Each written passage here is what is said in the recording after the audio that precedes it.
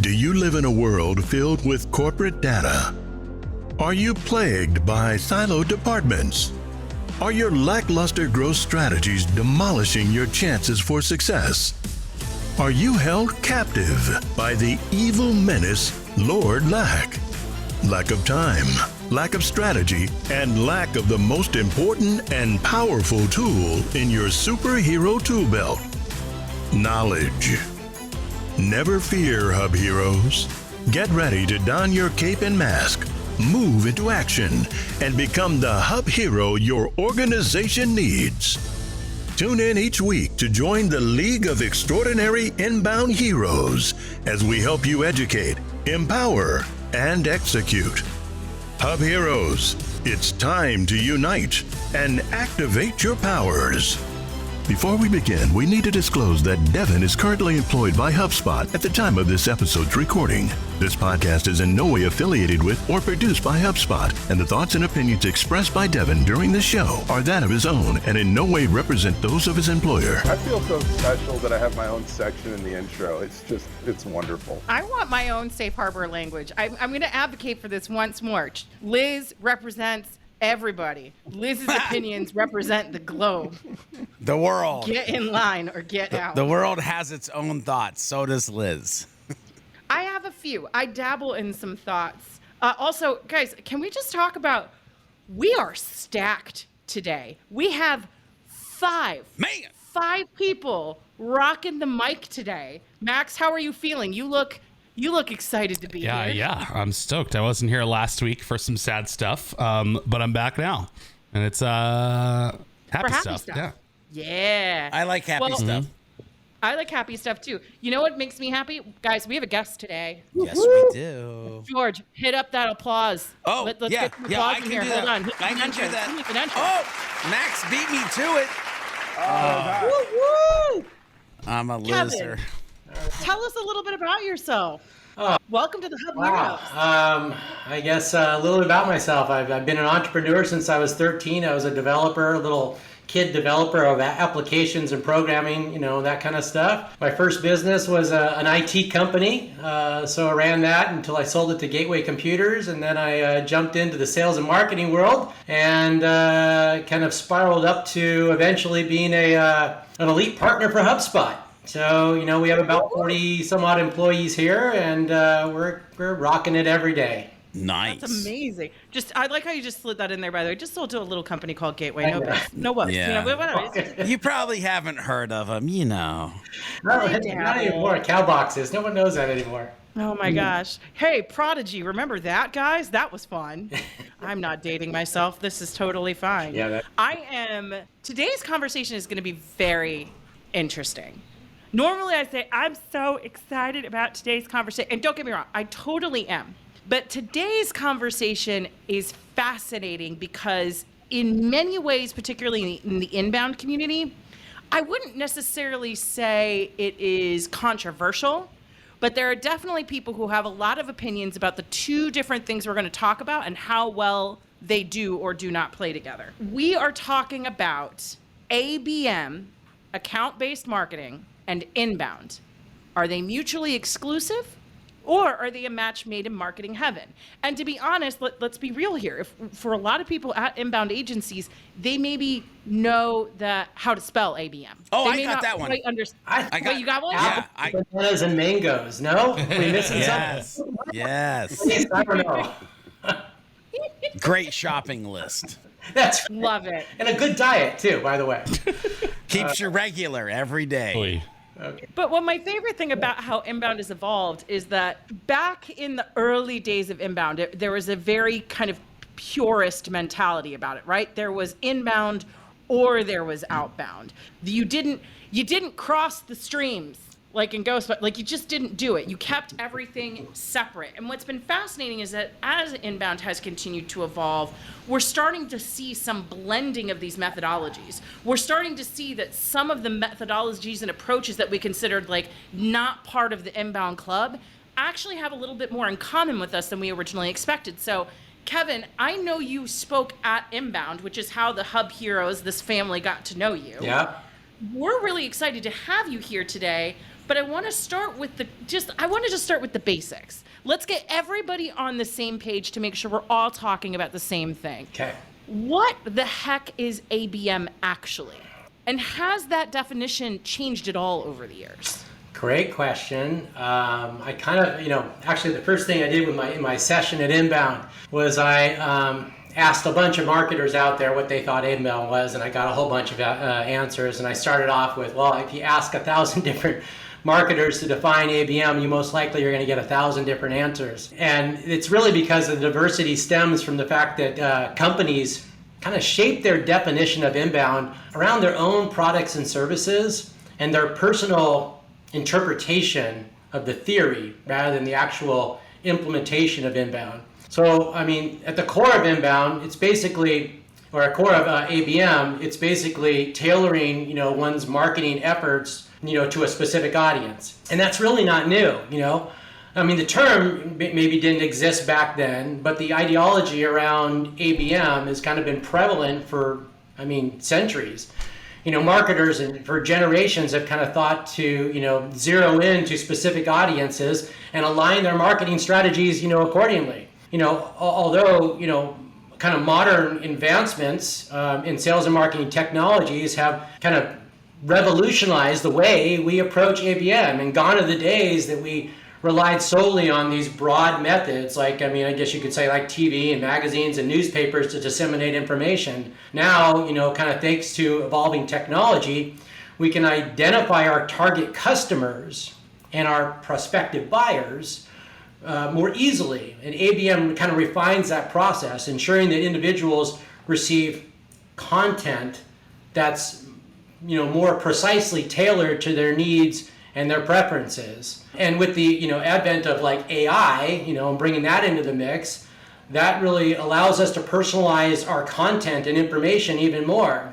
So I guess if I were to sum up, ABM is like refining your audience in such a way that the customer journey becomes kind of a unique experience that makes your target audience feel emotionally connected to your product, your service, and your brand. George, I want to ask you a quick question. And Max and Devin also feel free to chime in. George, when you and I were talking about this topic initially, because you and I have been batting the ABM acronym around as a topic for long before we actually met Kevin. Thank goodness you came along, bud. We needed you. But George, you mentioned that you were excited to be here in many ways as a learner alongside our audience. So I'd be curious, again, to all of you, what was his answer what you expected? No. So it wasn't, because here's the thing, I'm listening to Kevin and I'm like, bro, I call that content marketing. I call that being specific to the audience. And so and I'm always, I get this question and I've got it historically and I've never really known how to answer it because and maybe I'm wrong, in my thinking, and I totally could be, by the way, that's why I'm excited to be here today. It's like when I think about account-based marketing, where my brain immediately shoots to is I have a business, I'm sitting there, and I know there's only 727 companies that I can sell my thing to. And so therefore, I know that I have to get really good at understanding who those 727 companies are, and I don't need to know anything about anybody else. And so do I believe that Kevin was like, hey, that's how you would do the content strategy for this thing. But I was expecting to understand a little bit more of when are you a right fit to even think about doing this thing they're calling ABM? Or when is it no, you're just supposed to be doing general content marketing. That's kind of, I don't know about anybody else, but that's where my brain kind of went in that first little part. I think I was always taught with account-based marketing, and I'm trying to think back when this information even entered my brain, or if I just made it up when I heard the word account-based marketing. But at least I was learning about it when I was onboarding HubSpot customers, right? And it was around that time that ABM started to become much more of a buzzword. Right. And everyone's like, oh, I want to do account-based marketing. And, they were always coming to the table saying hey, we've got these X amount of very specific companies that we want to go after, and we have like these big giant logos that we're trying to sell to, whether it's a situation where they're selling to like multiple franchises of a specific company, or there's just like, hey, we've got these 20 big accounts we want to land and that's it, right? And you know what I was always taught is like, you're going after these specific companies, but the big risk that's involved is that like you'd spend a ton of time and effort putting together these like very specific campaigns to go after these very specific logos, and a lot of the time this content wouldn't even be seen until someone from this company like, you know, actually interacted with it, right? And what's funny is that the more conversations I've had with people where I've asked them like, what does ABM mean? It's actually more in line with what you said, Kevin, versus this like hyper specific going after only certain target accounts sort of methodology that like I was taught, you know. So it's interesting to hear you say that, because that's more in line with what I've heard, other than, you know, versus like what I thought it was, I guess. Well, you're both right. Yeah. I mean, George, you're right in the sense that, you know what, it is content marketing. It's more personalized content marketing. Yeah. It's basically you take that content and you personalize the content to your specific audience. So if you have 600 and some odd companies you want to go after, there's got to be a differentiation between them. Yeah. And what is the differentiation, so you can speak to them directly and make them feel like they've been heard and understood. And then also when you talk about that, you know, Max, when you're talking about, you know, these specific companies that you're going to go after. Imagine if you won some of those specific companies. That's that, you know, we start with a one-to-many going down to a one-to-few to a one-to-one approach. That one-to-one approach, that could be a huge part of your business. Mm-hmm. And we've landed some of those businesses by developing out personalized content specifically to a customer. And, you know, we won that business. Yeah. And, you know, yes, it takes a lot of time and effort. Yeah. You're right. Yeah, because there's like and it makes sense. I mean, there's risk and reward with anything you do in marketing, and we've talked about that a lot on the podcast. But yeah, no, it was always funny. Like, and maybe I'm getting ahead of myself here, but when HubSpot released those ABM tools, right? They always seemed a lot more like account-based selling, because like when that stuff came out and everyone was like, "Oh, we could do account-based marketing now." I was always sitting here just being like, well, I mean, what was ever stopping you from saying, oh, we want to sell in a specific way to Pepsi, so we'll create a bunch of content and email that's just aimed at people from Pepsi, and when people from Pepsi fill out forms, they go into this workflow for people from Pepsi. You know what I mean? It's like you could always market to like hyper specific slivers of the audience or the market that you're trying to get to.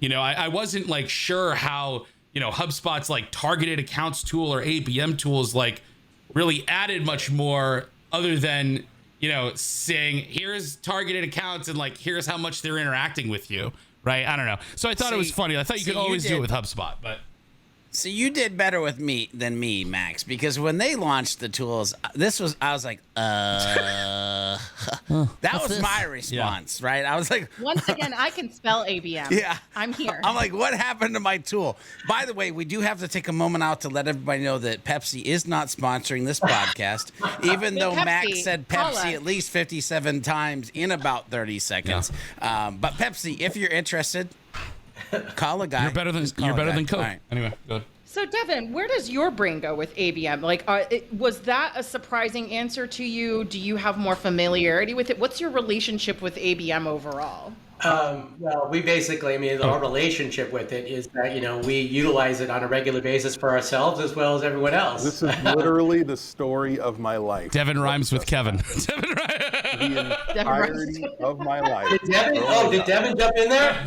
Well, Yeah, no, I was But asking it sounds Devin. like Kevin. Liz, for the rest of the podcast, Liz, you're gonna have to pronunciate. Pronunciate. Mark the D. After Dark. We're back in the Mark After Dark scenario. All right. No, Kevin, though, I am very glad to know that you are in a deeply committed relationship with ABM. I was concerned. I saw an "it's complicated" on your Facebook status, so I'm glad we at least got that cleared up. But Devin, for you, what has your relationship historically been with ABM? when ABM first appeared in the marketing zeitgeist, I was a huge fan. Sangram's Flip My Funnel podcast was like a daily sermon for me. For me, ABM is about not just, we're just going to create target and content. And the logos that you're going after, that's part of it.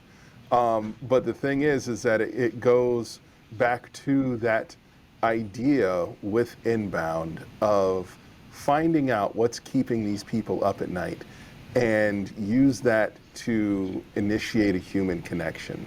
So if there's like problems that you've uncovered and trends that you've uncovered with this group, then you can start tailoring your content to target that group. Now that doesn't mean that content is exclusively for that group.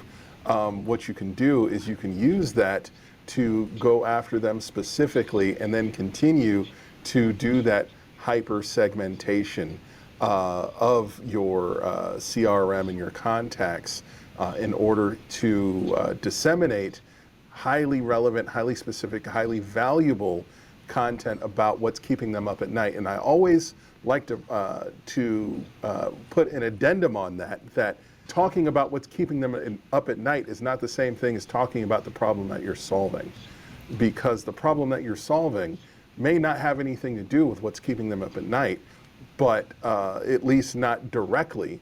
But you can still position yourself as a thought leader in their nightmares and helping them to get towards. The way you phrase I know. It's like you're the Freddy Krueger of their marketing dreams. Of your nightmares. Yeah, and how, what those problems.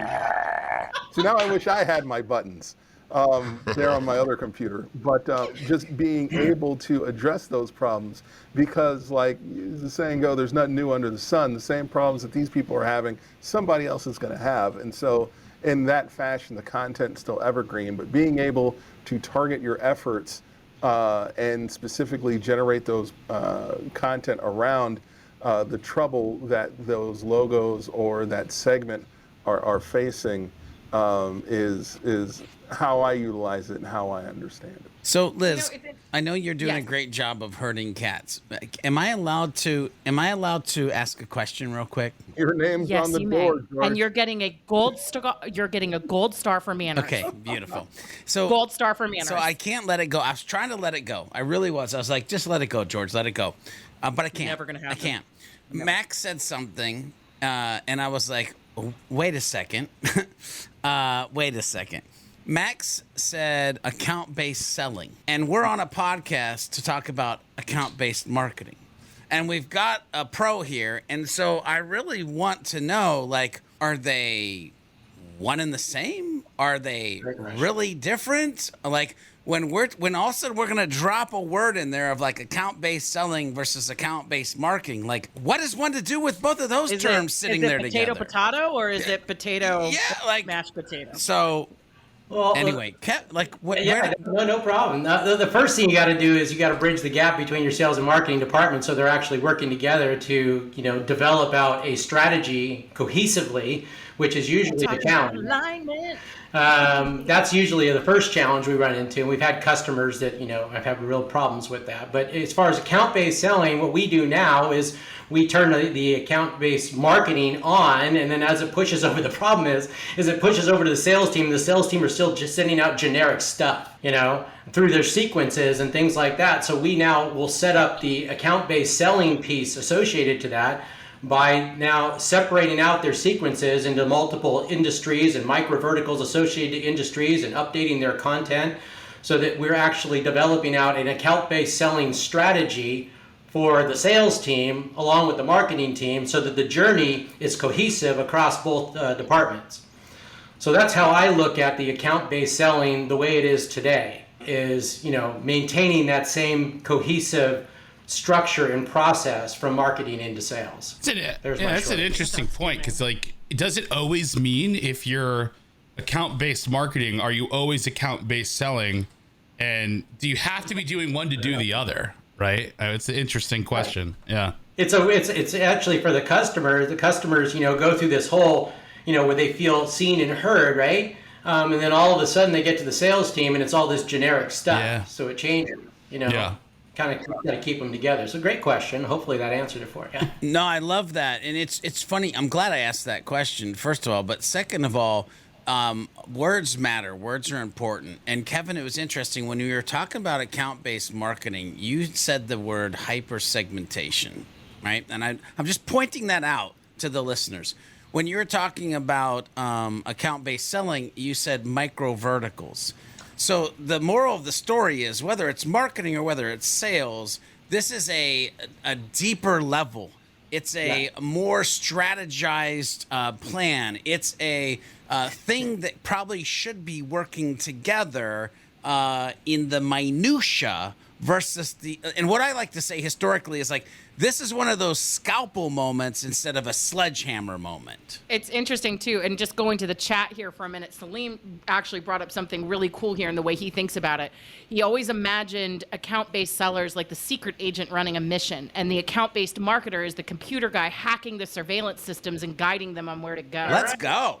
I like it. I love that. Not inaccurate. That's Not fantastic, inaccurate, Salim. Salim. So what's interesting is that where I wanted to take this conversation, it sounds like we've already answered one of the big questions, which is that why do so many people not see them as mutually exclusive? Yeah. One, we're going to get into how inbound mindsets apply to ABM strategies here in a second, but it sounds like it's also just a lack of understanding. There's like the natural evolution of outbound and inbound principles converging as they have been, I would say, probably over the past decade. Like, we're just continuing to see more blending happen naturally as people get more dimensional in their strategies. But it sounds like also just in general, I don't understand it, so it's a no. Like, that's kind of like I think that's where a lot of it seems to come from. But I'd love to hear from you, Kevin, when you think about, because you spoke at Inbound. Yeah. You weren't a wolf in sheep's clothing. You're like, this is where I'm supposed to be. This is with my people. And I'm here speaking at Inbound about ABM. When I ask you, what types of inbound mindsets can be applied to execute great ABM strategies? Where does your brain go? To quote one George B. Thomas. Yeah. I think that's a great question. I mean, I think HubSpot is primarily known for its inbound capabilities, but it offers so many different powerful tools that leverage ABM strategies. I mean, you have your targeted accounts and other areas that you can utilize. But if you think about traditional inbound type of strategies, content obviously is one big part of that. But it's just creating more personalized content, more personalized landing pages, content tailored for specific accounts and industries and micro verticals associated with those industries. This ensures that your target accounts receive the content that's most relevant to their needs. And there's also other features. I mean, so as those that are thinking about inbound, they should be thinking about like personalization. Well, we have smart rules, right? Smart rules can serve up different type of content based on the data and information that's already within your platform. You know, the industry and the other piece of information. So use those smart rules. Not many people are using and doing that. You create all this amazing content. Why are we not using it to share it with those individuals and make them feel like we're actually speaking to them? Another thing that I think people could be using is lead scoring. The whole lead scoring strategy allows you to change your content based on behaviors, and as they move down the funnel or move down the process from a one to many to a one to few to a one to one, that lead score can serve up different content based on where they are within their journey. Still content that's more specifically defined and developed out for for that account or that type of individual. So that's another tool that I think is available to them. Also, across the board, and you talked about like the sales automation. There's the service hub. There's all the different hubs that we have that all work together within inside the platform. That integration between each of those allows us to kind of again serve up information that's going to help us to target and pinpoint content that's going to really get the customer educated and to understand the value that we as an organization might provide. So I look at it, HubSpot just as an inbound platform. It's kind of a suite of tools that when executed or leveraged in a hybrid approach, combining the best of both inbound and outbound along with ABM, tailors that experience to targeted accounts while maintaining the kind of fundamental principles of inbound marketing.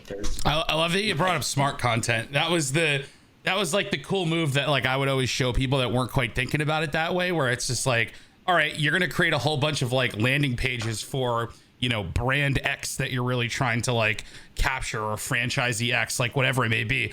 Like, imagine if you just did a smart content module on your homepage that was based on a list of that contact having a certain email address, right? And like they hit your homepage and all of a sudden it says, see how company X uses product Y to do whatever. And they go, oh, that's me. Like, that is crazy unexpected. It's a huge pattern interrupt. It's insanely personalized, right? And like people just like aren't thinking of using something like the most simple features that HubSpot has to like deliver exactly what you're talking about. So yeah, that's the future. The future is that type of personalization. When we design websites now, the future is to create that using smart content to, you know, again, serve up information. If someone comes to our website that's in healthcare, I want them to see everything healthcare.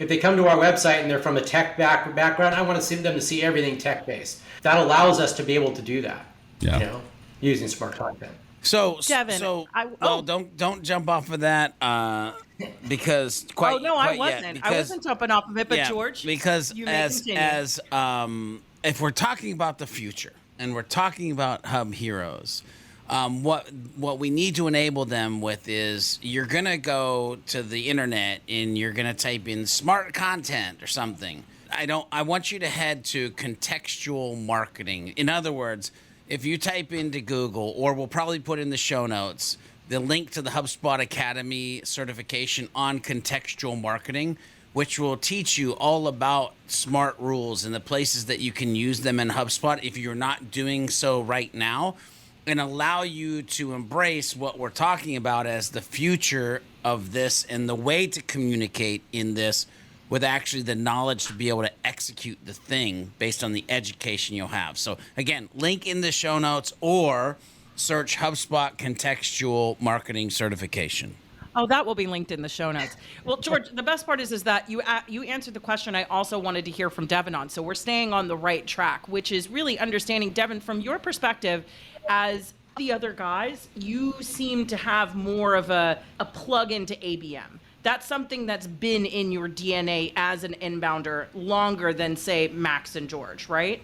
So I'd be curious, as someone who has been consuming this type of content, thinking about ABM, how do you think about inbound mindsets applying to ABM strategies? Where does your brain go with that? And I'm sorry, George, because you haven't said it yet, but I'm gonna go ahead. You got to focus on the humans. Oh, now do you want to give us a good humans? Well, don't worry, we're going to be talking about humans here in just a minute. Okay, so I want to go after this then. I want to go after this because there was a worm in my brain that I want to unpack, but go ahead, Devin. Do you want to give us one good humans, though, George? Just like one really... Yeah. Please Ladies do. and gentlemen, Devin is about to talk about the Humans. Oh, yeah. oh. That's what's up right there. That's the business.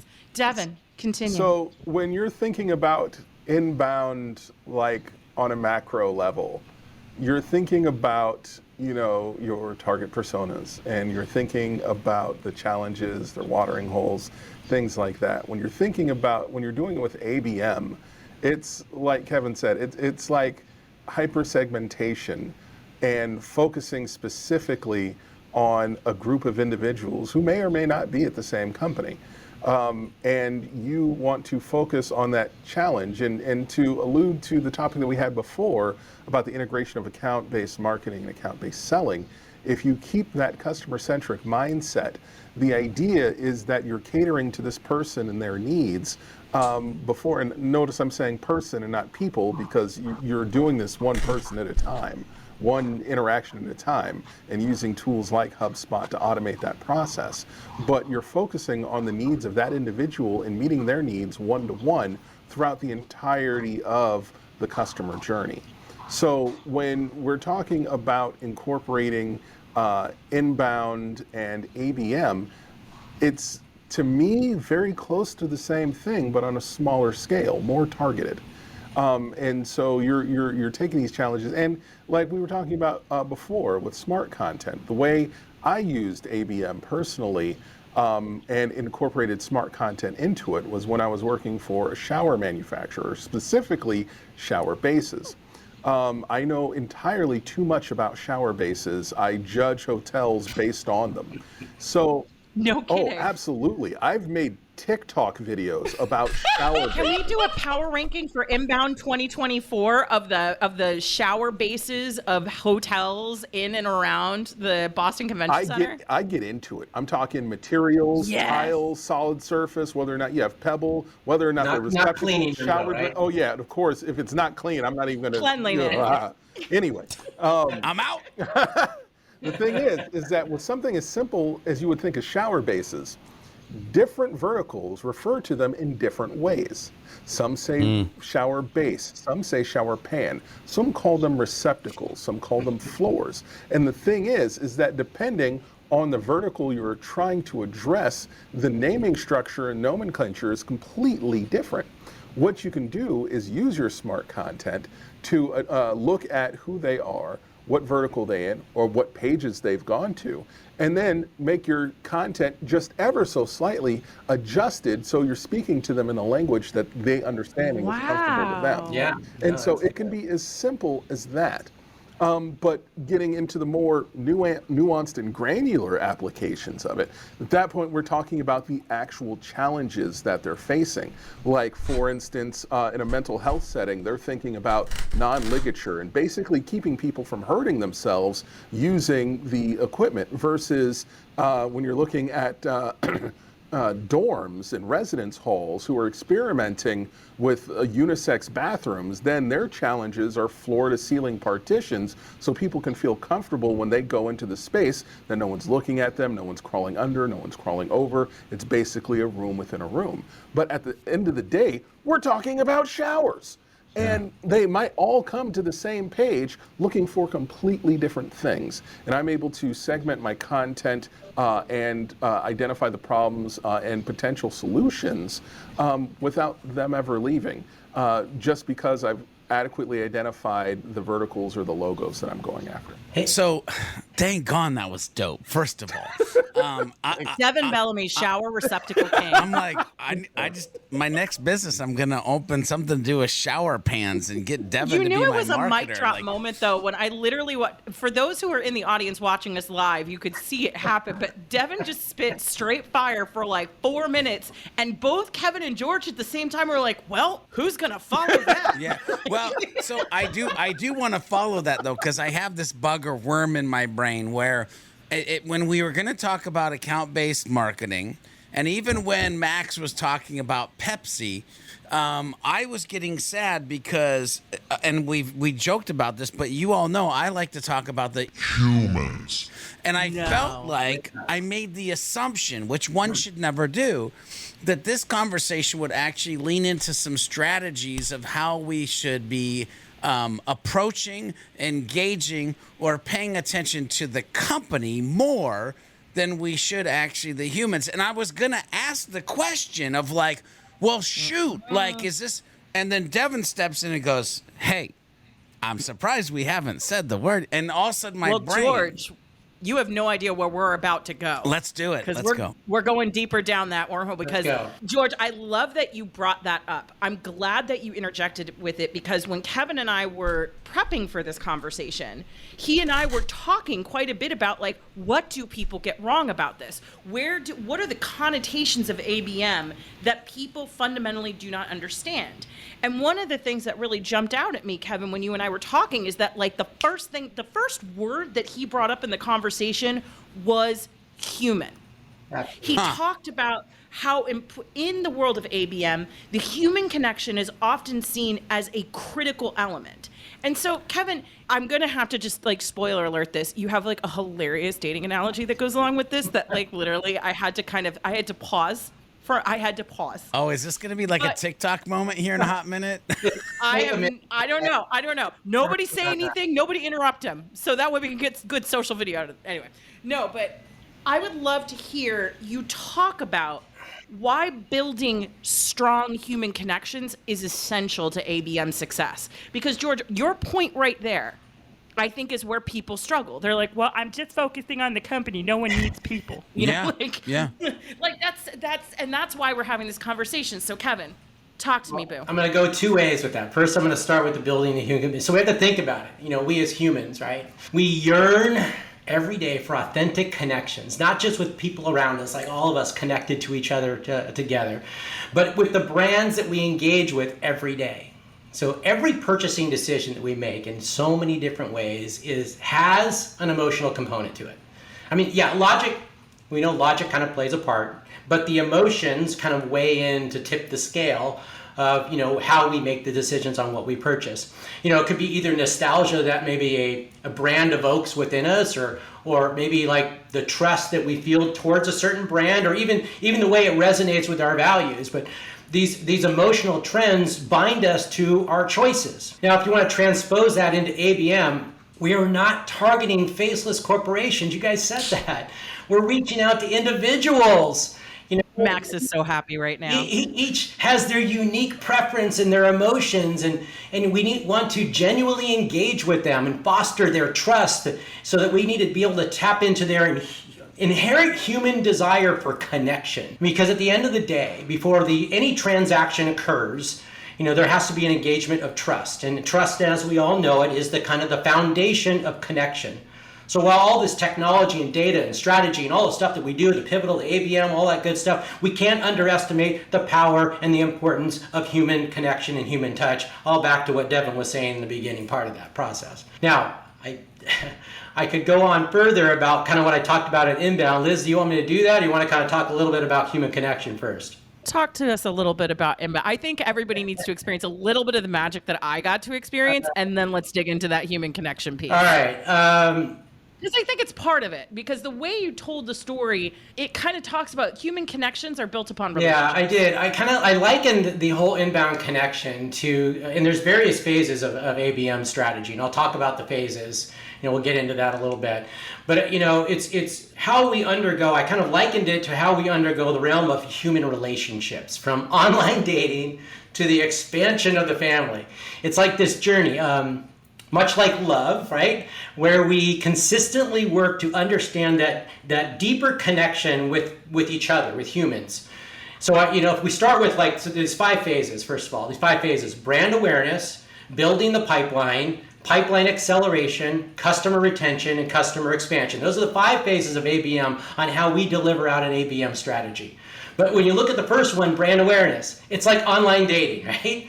So when you're doing online dating, what you have to do is you have to kind of first, type in all your information, you put all your stuff in there, then you're swiping right and swiping left, and you're engaging with somebody, right? Well, similarly with ABM, in the brand awareness phase, what are we doing? We're building out content that tells all the greatest stuff about ourselves, and then we're pushing that out to an audience and hoping that they engage with it. So it's like that first level, the brand awareness is like that first level of online dating. Whereas when we transition to building the pipeline, that next phase, that kind of reminded me of the process of dating to moving towards exclusivity. You moved beyond the initial interactions of the whole kind of, online dating part of it. Now you're delving deeper into understanding each other, the needs, the aspirations of the other person that's sitting in front of you as you're going through the dating process. Yes, we're dating now. In the ABM world, this is where you start to engage with these accounts more deeply. Your content changes, you're providing them a richer understanding of your products and services. You begin to evaluate them through behavior-based content. That's all part of the process. So that's the building the pipeline. I can, if you guys want to comment on any of that, or I can go on to the next stage. All right, I'll jump into the next one. So pipeline acceleration, that feels like entering that committed relationship. Where you're getting going steady. Yeah, that's right. Now you're establishing trust. You got this deeper emotional connection. Similarly, like with ABM, this is the phase where your potential leads actually become genuine opportunities. They're moving into the pipeline, right? You've engaged enough that they have a genuine interest. And now it's about nurturing that interest and guiding them towards the purchase, to where they eventually become the customer, to where you put a ring on it. And this is the point of marriage. You're making that decision. That's the long haul, ensuring the relationship thrives and grows. And it's funny, it's a common mistake of so many marketers that they stop engaging after the sale and they go back to start again. They go back to the brand awareness. It's like, wait a second, you just got married. Does it mean you kind of kick back and say, great, I'm just going to watch football? No, you got to still dig in. You still got to give all those that care and the love that you did through the dating process. So we got to be able to manage the customer retention piece. Now, the final one, customer expansion. It's about growing together, evolving together, and it's akin to building like a family. You know, where you have that deeper relationship, and you're buying a house, you're building a family, you're having kids, depending on what you want in life, right? You know, and if I were to use, let's say, my company as an example, it's as a business, it's where I want to continuously offer more value. If they started off with an onboarding, I want to now take them into a full-time relationship. I mean, ABM just isn't about selling, it's about building a bond, a connection. And just like in love, the journey matters just as not, if not more, than the destination. Yeah. There's my 2 cents of it all. Yeah, and I think it that kind of goes into the account-based selling piece a bit too. I mean, like, I would think that if you're a company that was really going into an account-based marketing model, it's probably because you have these bigger customers that you want to have that you can continuously sell to during the entire relationship, not just sell them one thing and then you're done, right? So, like, you know, in that account-based sales motion, building those human connections is so important because you got to figure out how to navigate all the people there. Like, if you're selling to, you know, if you're a company that's selling something to McDonald's, right? You're not selling something just to McDonald's once. You're probably getting McDonald's to agree that you can sell to them, and then you're figuring out how to build all the relationships with all the franchisees and all the regional, you know, holding companies and all the places that are like buying from there because you've become a vendor of choice for them or whatever it may be, right? So it's like you're having to constantly deploy that flywheel tons and tons and tons and tons of times on your individual customers, like when you have to sell or market in that model. Right. So like the human stuff, I think, is so important. And, you know, just like it is with inbound, like you guys have heard me say a billion times, there's no such thing as B2B. It's always B to H or hab to hab, humans at businesses to humans at businesses. Like, it's all, you know, you're talking to people, and like that calculus doesn't change just because you're doing account-based marketing, right? It still ends up being people that you're selling to at the end of the day. And you can't forget about that. So I just like how you weave that into everything you talk about when you're going through it. People forget it, man. It's crazy. Like, again, you said like faceless organizations. Like, I always called it, you know, you're not selling to sentient buildings with arms. That's how I kind of characterized, like, you know, what people thought they were selling to when it's B2B. It's like, no, there's people in there. Absolutely. George, you are being surprisingly hurtable right now. Yeah. Which means you're processing something. Yeah. And I also don't trust it. Like, I don't trust this right now. No, so no, I am processing because it's funny. Because I'm taking in what Kevin was stating, the 5 phases, right? And it was 5 phases explained as ABM. But when I heard the 5 phases and what was happening there were 2 things that were happening in my brain. One, I was wondering if we should start another podcast that has to do with relationship advice. But the true thing that I was curious. Call her. Yeah. But stop waiting 3 days just to text back. Call her. Put a ring on it. But the real thing that was going through my brain is this one of those areas where, and back in the day I did this with, we talk about the buyer's journey and we talk about the customer journey. And the buyer journey and the customer journey are actually one thing, but smart people decided to crack it up into 2 different things and talk about it, which to me is weird. And so when I heard Kevin talking about the 5 phases, I was like, oh, okay, that's ABM and ABS, or account-based marketing and account-based sales. Because if you're going to put a ring on it, you just bought something, baby. And so my brain was literally trying to process like the conversation around the 5 phases to the entire account-based journey versus it just being the marketing journey or the sales journey of that account-based conversation that we're having. That's why I was easily hurtable. I'll start throwing in some more shenanigans so that you can get comfortable. I wasn't saying that, George. I wasn't saying that. I was just trying to get ahead. Okay. I was trying to steer into the skid. Oh, okay. I was trying to steer into the skid. Turn right to also, go left. Again, Turn right to go also, left.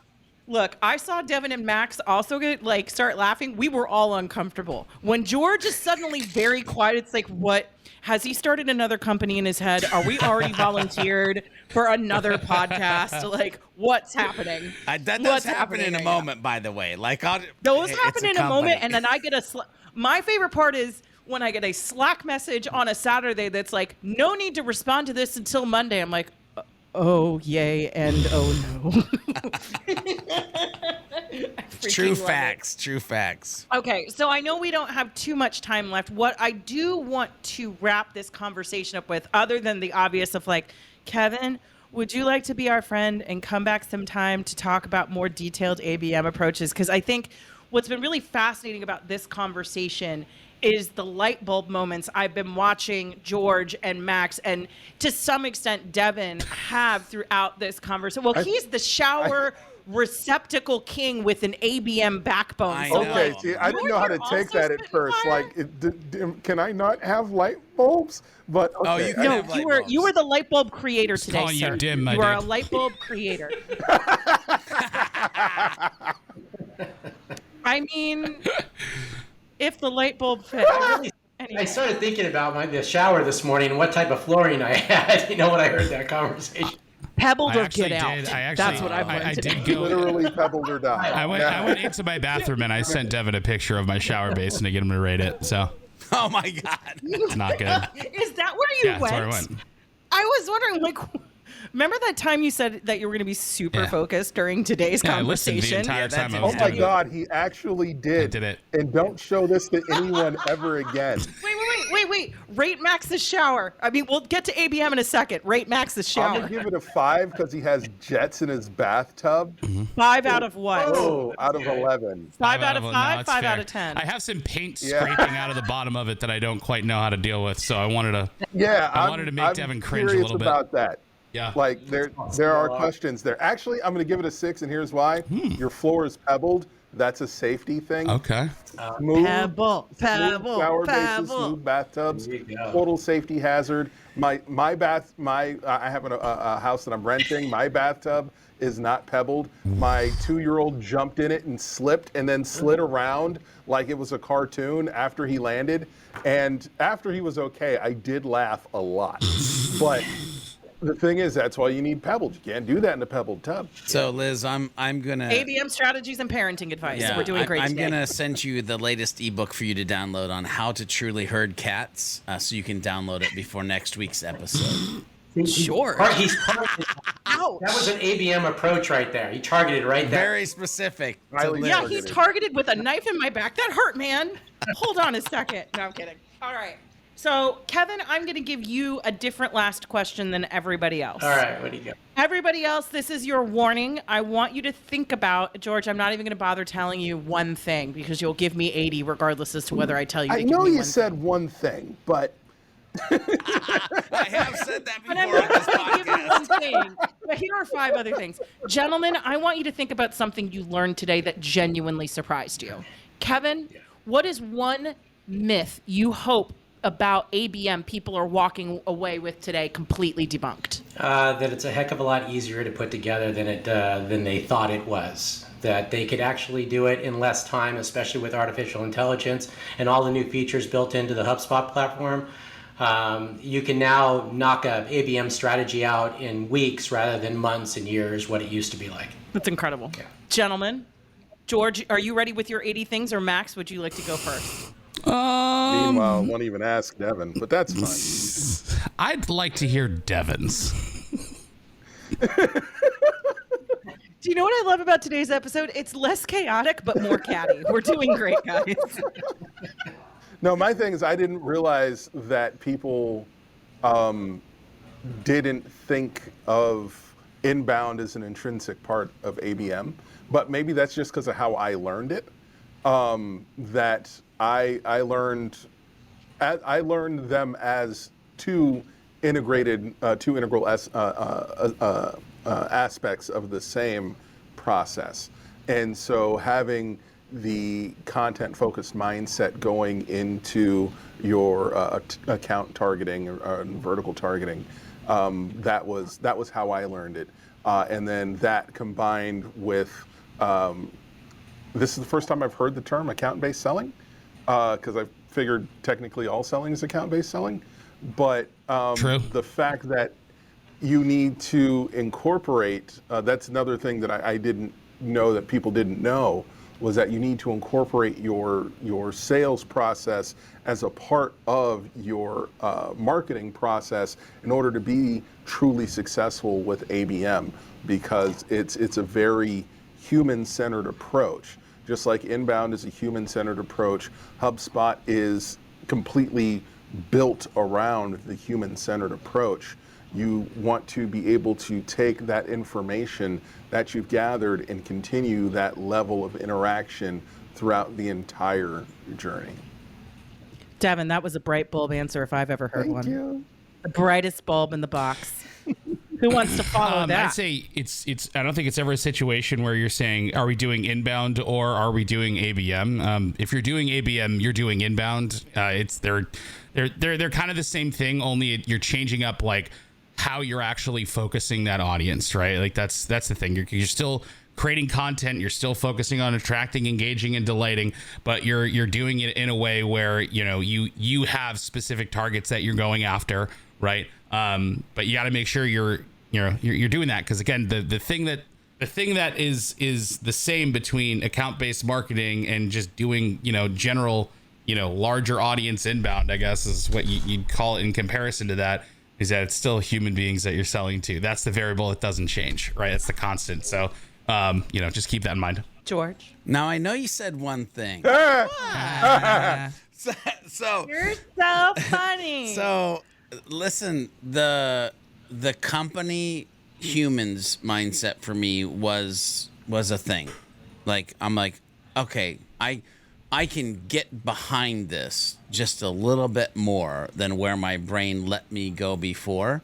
But also the shocking thing about this episode is we spent what I thought was going to be an obnoxious amount of time talking about the HubSpot target accounts, ideal client profile, company recommendations, like the tools. And we really didn't talk about the tools at all. And this might be one of the highest humans mentioned episodes that we have. So that's where I'll leave it, is that it was less about tool, total mind shift around companies, and a really conversation that I love is about just create great content for humans that need your help. See, that's why we need to have Kevin back, because what I love about this episode, I had the same thing. I knew in this episode coming in that we were going to be talking about the humans, our favorite little humans, doing all their human things and making sure people understand that companies are just made up of humans as well. Humans with needs and pains and fears and goals and challenges and all of these different things. But one of my favorite things about this conversation is that we have a bunch of inbounders and a bunch of ABMers who need to understand we're all on the same team. And I think there's an assumption that is often made that we are speaking the same language when we are not. Like, we've had this episode on the calendar for weeks now, and Devin didn't realize that all of us were sitting here going, so ABM and inbound, those are different. Like, we consider them separate and different. And I think that's why I wanted this conversation to start here, and why we will have Kevin back to talk about tactics. Why I need to check this. I'm saying this live and recorded, so you can't get out of it, Kevin. You're welcome. But that was really, the big thing that excited me about this episode. I would say the biggest surprise for me and the biggest takeaway is that, honestly, it's really challenging me to rethink how I think about inbound in general. I think we tend to think about, the reason why a lot of people think that inbound and ABM do not play well together is because they're operating with a 2012 mindset. It's like, well, inbound, it is a blog, then it is a landing page, then it is an ebook, then it is a this. And inbound is the reason why we talk about mindset so much on this show and in this episode in particular, is that inbound, cupcakes, really is a state of mind. It is about genuinely being of service to people. And ABM is just taking that with more specificity a step further to be genuinely helpful. Because when we think about the things that we didn't like about traditional outbound approaches, it's not just the fact that we were getting spray and prayed in the face with a bunch of ads from companies that didn't care about us. It's because they were not showing that they genuinely cared about us at all. ABM is just caring very specifically about very specific humans. But, you know, whether you're a pebbled or a not pebbled type of shower receptacle guy, you know, Kevin will be here for you. And on that note, thank you so much, Kevin, for joining us this week. George, you were very docile. It was terrifying. I'm sure I will pay for that next week. And to our listeners, love us. Leave us a review on your preferred podcast platform. Helps us get found. Also, I'm an only child who loves affirmation more than breathing. So, like, you know, throw us a couple bones. I don't know. Anyway, but until next week, validation. Until next week, bye, everybody. Take care. That was quite an end.